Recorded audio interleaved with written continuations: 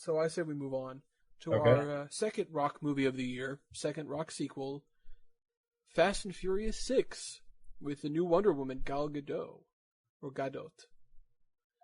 And No. I think this is it's self-consciously stupid, but The Fast and Furious movies were never nerdy. yeah, yeah. I mean, they're about like, fast cars and explosions and people shooting each other and like sexy women and stuff. And like there's nothing really nerdy about them. Right. Okay, so how about this one? Religiously nerdy movie, Fill the Void, about a bunch of hyper-religious Jews in Israel, and the worries that it's sort of like a romance where nobody's allowed to touch each other. Mm. It's got a kind of a cult nerdiness to it, but I don't think we can qualify religious nerdiness as really nerdiness. You know what I mean? Okay, so let's move on. It's a nerdy movie among our people. Oh my god, people.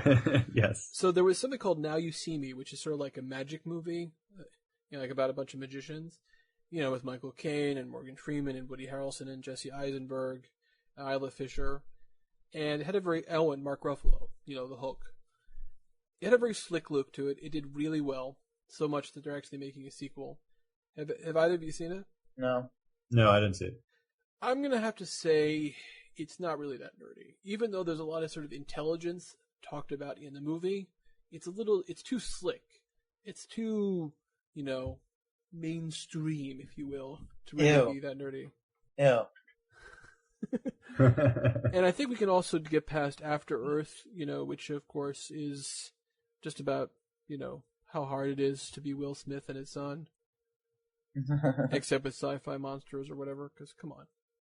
That was a movie that, if it had any traction at all, if it hadn't been like completely horrible, it might have been a little nerdy. But like, if nobody cares about it at all, then like, because like part of the thing about being nerdy is that like a movie that's nerdy shouldn't be like mainstream popular, but it needs to have like its diehard fans who are obsessed with it. Right. And nobody's obsessed with After Earth except for just how bad it is. All right, let's move on to the greatest movie about Google of 2013, The Internship, which is also the worst movie about Google in 2013. Oh, this movie, what a disappointment. I mean, it's basically... You think it could have been good? That's what you're saying? The Wedding Crashers movie was funny. Was it by the same people? I know it's the same actors. But... Yeah, it was by the same people. So, yeah, Google, in a way, is kind of nerdy, like the idea about working at Google, but it was done in such a bleh way, I can't approve. Mm-hmm. I think we're all on the same page there. Yeah, okay. We need to move on from that. Let's move on to the first serious contender to John Dies at the End. Which is? It's Much Ado About Nothing.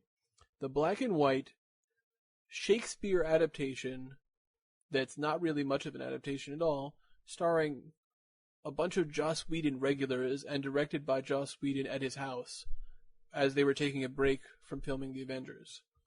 Mm-hmm. Well, that's, I mean, not like while they were taking a break. I think that was, people describe it more as like a palate cleanser. Like, it was after he finished The Avengers. That's right, after he finished. Right? And then he decided to do something very, very different. And this So that's, I agree with you that this is definitely a contender for, to unseat John Dies at the End as the nerdiest movie so far. I think it inches it out. There's so much like nerdy baggage going on. Yeah. And it's not really mainstream. Really, well, first it's Shakespeare, and like so there's tons of Shakespeare nerds that are into it, right? Mm-hmm.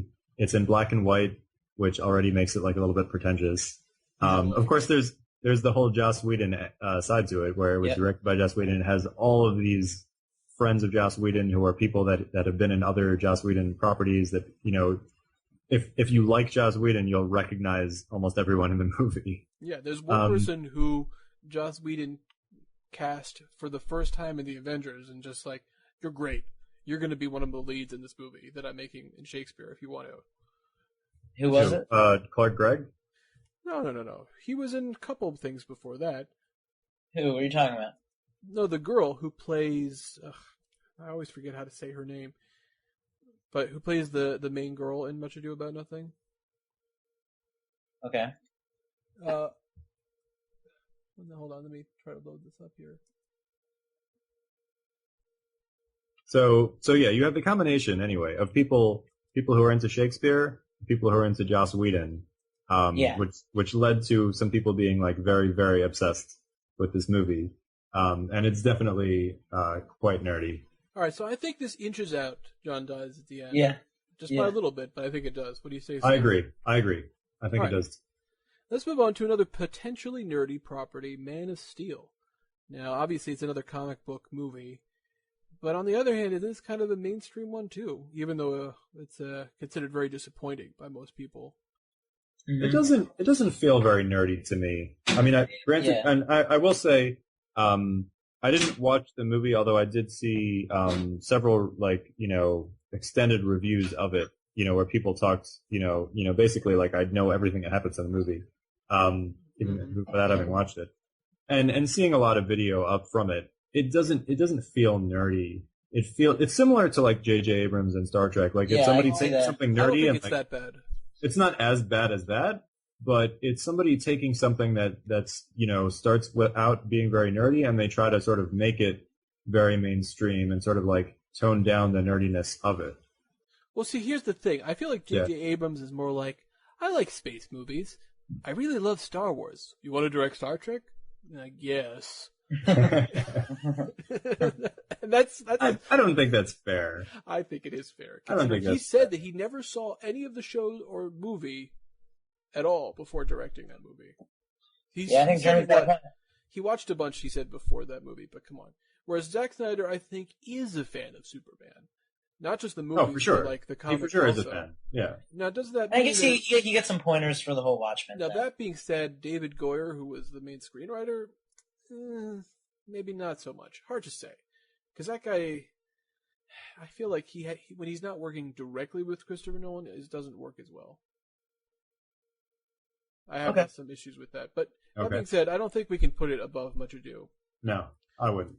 All right, let's move it to a sort of a comedy nerdy movie. This is the end. Stay tuned for part 3 of the podcast. Previously on Nerd Punches Nerd. So yeah, you have the combination anyway of people who are into Shakespeare, people who are into Joss Whedon, which led to some people being like very, very obsessed with this movie, and it's definitely quite nerdy. All right, so I think this inches out John Dies at the end. Yeah. Just by a little bit, but I think it does. What do you say? I agree. I think it does.